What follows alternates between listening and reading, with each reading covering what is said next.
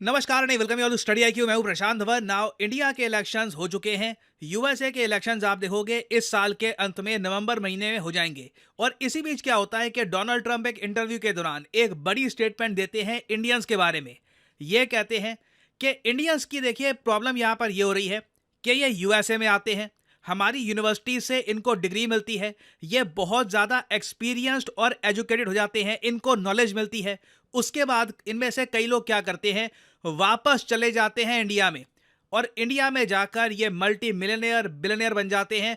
और इसलिए ट्रम्प चाहते हैं कि इंडियंस को रोका जाए, इंडियंस का जो टैलेंट है ये यूएसए में ही रहे। और इसलिए ट्रम्प ने यह भी कह दिया कि ये एक ऐसा सिस्टम लेके आएंगे जहां पर इंडियन स्टूडेंट्स जब यूएसए जाते हैं, यूएसए में जाकर उन्होंने एक डिग्री कर ली, और डिग्री करने के बाद ही ना सीधा डिग्री के साथ अटैच्ड उस आदमी को मिल जाएगा एक ग्रीन कार्ड, जिससे वो यूएसए में रह पाएगा, वो यूएसए की इकोनॉमी में कंट्रीब्यूट कर पाएगा। और ये मैं आपको बता रहा हूं, यहाँ पे साफ साफ दिखता है कि अमेरिका का वो पॉलिटिशियन जो खुल के कहता है कि बाहर के लोगों को मैं निकाल दूंगा, जो इमिग्रेंट्स आ रहे हैं यूएसए में उनको मैं बाहर फेंक दूंगा, उसको भी ये बात बोलनी पड़ती है इंटरव्यू में कि अगर यूएसए की तरक्की करानी है तो इंडियंस, स्पेसिफिकली इंडियंस, और वेल चाइनीज का भी इन्होंने नाम दिया था पर चाइनीज इतने अब आ नहीं रहे, इंडियंस का स्पेसिफिकली नाम लेके इन्होंने ये कहा है कि अगर वो आते हैं यूएसए में, पढ़ाई करते हैं, यूनिवर्सिटी से नॉलेज प्राप्त कर लेते हैं, तो उसके बाद ऐसा प्रबंध रखो कि उनका वापस भारत में जाने का मन ही ना करे, उनके पास ऑप्शन हो वो यूएसए में ही रहे ना। यहाँ पे मैं चाहता हूँ आप ये जो क्लिप है देखें, इसमें जो इंटरव्यूअर है ये क्वेश्चन पूछेगा ट्रम्प से कि हमको वादा करो कि दुनिया के जो बेस्ट माइंड्स हैं वो आप यूएसए में लेके आओगे। देखो यूएसए में ट्रम्प की जो पार्टी है वो ये नहीं कहती कि बाहर के लोगों को मत लाओ, ये लोग कह रहे हैं कि जो गरीब लोग हैं, जो मेक्सिको से सीधा बस बॉर्डर टाप के आ जाते हैं, जो क्रिमिनल्स हैं, जो यूएसए की इकोनॉमी में कंट्रीब्यूट कम करेंगे, बस यूएसए का जो एक सोशलिस्ट सिस्टम है, सोशलिस्ट पॉलिसीज वहां पे थोड़ी बहुत हैं, उसका फायदा उठाएंगे, उन लोगों को दूर रखो।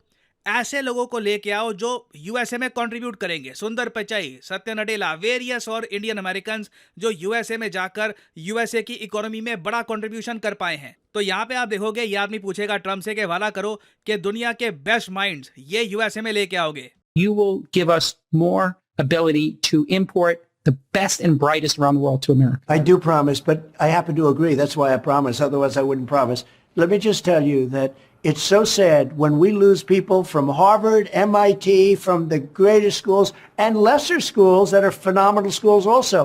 And what I wanted to do, and I would have done this, but then we had to solve the COVID problem because that came in and, sort of dominated for a little while, as you perhaps know. But what I want to do and what I will do is you graduate from a college, I think you should get automatically as part of your diploma a green card. ये बहुत बड़ी statement है कि जैसे ही college से आप pass out होते हो, डिप्लोमा के साथ ही ग्रीन कार्ड मिल जाएगा आपको। To be able to stay in this country. And that includes junior colleges too. Anybody graduates from a college, you go in there for 2 years or 4 years. If you graduate or you get a doctorate degree from a college, you should be able to stay in this country. And you know more stories than I do, but I know of stories where people graduated from a top college or from a college and they desperately wanted to stay here. They had a plan for a company, a concept, and they can't. They go back to India, they go back to China, they do the same basic company in those places, and they become multi-billionaires employing thousands and thousands of people.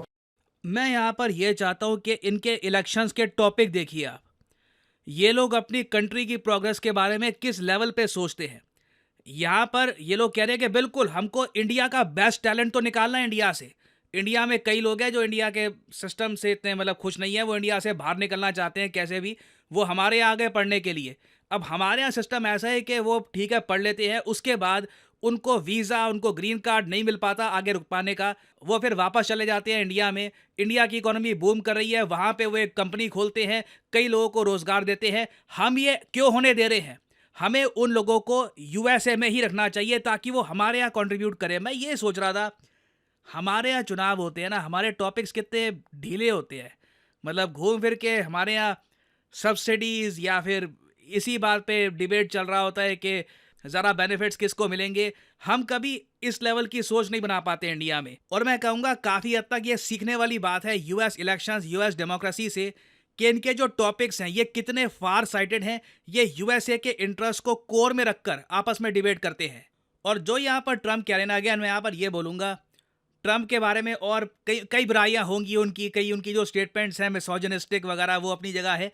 मगर मैं ये कहूँगा at the core Trump एक बहुत ज़्यादा nationalistic आदमी है। इनके इंटरव्यूज़ आप देखोगे, चाहे पुराने चाहे नहीं, हमेशा अमेरिकन इकोनॉमी के हित के बारे में बात करेंगे और नए आइडियाज़ निकालेंगे कि कैसे ज़्यादा पैसा ये यूएसए में अट्रैक्ट कर सकते हैं ना। यूएस आज के समय ये बात भी देख रहा है कि इंडिया में 2025 में ही ना Indian families total 70 billion US dollars खर्चने वाली हैं फॉरेन यूनिवर्सिटीज़ में। मतलब कि कई हज़ारों लाखों इंडियन स्टूडेंट्स हैं, ये यूरोप में, जापान में, यूएसए में, दुनिया भर के देशों में पढ़ने जाएंगे और 70 बिलियन डॉलर्स ये सारे स्टूडेंट्स यूनिवर्सिटी फीस में और तरीके से रेंट पे करके उन कंट्रीज़ की इकोनॉमी में खर्चेंगे। और ये जो अमाउंट है मोस्ट प्रॉब्ली बढ़ने ही वाला है।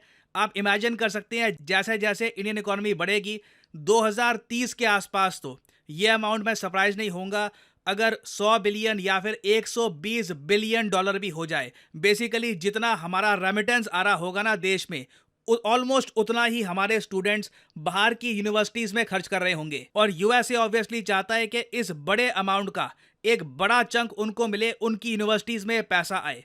यूएसए ये भी देख रहा है कि रिसेंटली देखिए यूरोप में ना वीज़ा का काफ़ी इशू आ रहा है। कई इंडियंस हैं उनको यूरोप का वीज़ा मिल ही नहीं पा रहा। घूमने के लिए भी यूरोप का वीज़ा प्राप्त कर पाना काफ़ी मुश्किल हो रहा है। कनाडा और इंडिया के इश्यूज चल रहे हैं। कई इंडियन स्टूडेंट्स अब कनेडियन यूनिवर्सिटीज़ को अवॉइड कर रहे हैं। तो यहाँ पे यूएसए के लिए एक गोल्डन अपॉर्चुनिटी है। इंडिया का जो बेस्ट टैलेंट है वो अट्रैक्ट करो। ये लोग यूएसए में आएंगे और यूएसए में पढ़ना सस्ता नहीं होता। 2-3 करोड़ रुपए तो काफ़ी बार पानी की तरह बह जाते हैं, क्योंकि यहाँ पे आप रहोगे, खाना पीना खाओगे, रेंट पे करोगे, ट्यूशन फीस होगी आपकी, आप बुक्स परचेज करोगे, दुनिया भर के और खर्चे होते हैं। It is very very expensive. और यूएसए की जो खुद की पॉपुलेशन है, वहाँ पे सबसे बड़ी प्रॉब्लम ये है, पहली बात तो वो लोग इतना पढ़ाई कर नहीं रहे। यूएसए की जो इंटरनल पॉपुलेशन है वहाँ पे एक आप कह लीजिए एक बिलीव सा बन गया है कि यूनिवर्सिटी एजुकेशन से इतना कुछ होता नहीं है, रोज़गार मिल नहीं रहा। जबकि इंडियंस ने साबित किया है, आप यूनिवर्सिटी में जाइए, आप पढ़िए, एजुकेशन एक्वायर करिए, मेहनत करिए, you can reach the top.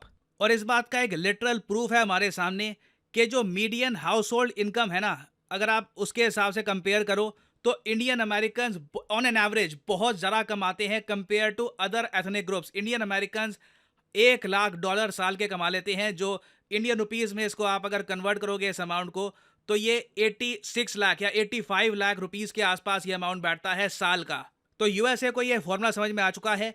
Indians, Chinese तो खैर कम ही आएंगे, और सबसे बड़ी बात चाइनीज़ अमेरिकन उतना कमा भी नहीं पाते जितना इंडियन अमेरिकन कमाते हैं। चाइनीज़ अमेरिकन और पाकिस्तानी अमेरिकन कमाई के मामले में ऑलमोस्ट सेम ही आपको ग्रुप में मिलेंगे। एक बार को जो फिलिपिनो अमेरिकन हैं या फिर इंडियन अमेरिकन हैं, ताइवानीज़ अमेरिकन हैं, ये कई ज़्यादा कमाते हैं। तो यूएसए को ये फॉर्मूला समझ में आ चुका है।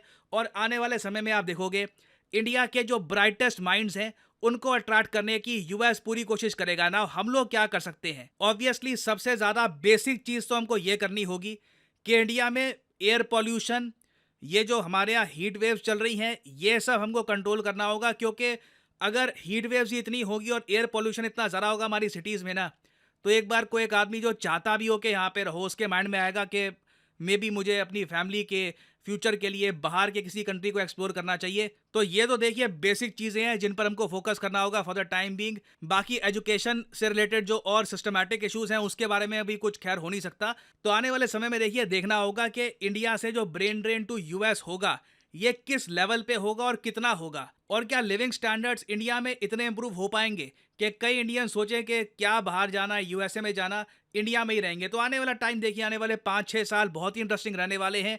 यूएसए की स्ट्रैटेजी क्लियर है, मोर इंडियंस इन यूएस। और फाइनली यहाँ पे मैं आपसे एक क्वेश्चन पूछूंगा। इस टॉपिक से रिलेटेड मैं एक डेडिकेटेड वीडियो बना चुका हूँ। हाल ही में 2 देशों ने एक म्यूचुअल डिफेंस पैक्ट साइन किया है जो बहुत ही ज़्यादा न्यूज़ में है। आपको बताना है कि ये 2 देश कौन से हैं। ये हैं यहाँ पे आपकी options: Russia Japan, Russia north Korea, India Japan, या फिर इंडिया ऑस्ट्रेलिया। कमेंट सेक्शन में करिए उत्तर। जो लोग सही आंसर देंगे उनकी कमेंट को मैं हार्ट दे दूंगा ताकि बाकी लोग समझ पाएं कि सही उत्तर क्या है।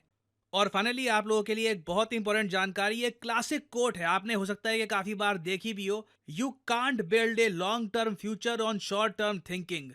कुछ महीनों का सोच के कि मैं ये करूंगा, आप कई सालों की प्लानिंग नहीं कर सकते। कई स्टूडेंट्स हैं जो कई सालों की प्लानिंग करना चाहते हैं कि आने वाले 2 से 3 साल में इस एग्जाम को मैं अटेम्प्ट दूंगा, ये मेरी स्ट्रैटेजी होगी, इस तरीके से मैं सक्सेसफुल बनूंगा। उनके लिए स्टडी IQ लेके आया है study IQ long term UPSC batch. ये बैच बनाया गया है स्पेसिफिकली उन स्टूडेंट्स के लिए जो अभी कॉलेज में है, जिनके पास अभी टाइम है, वो चाहते हैं आराम से आने वाले 2 साल में, 2-2.5 साल में एक प्रॉपर अटेम्प्ट दे UPSC का, प्रॉपर प्रेपरेशन के साथ वो अपना पहला अटेम्प्ट देना चाहते हैं।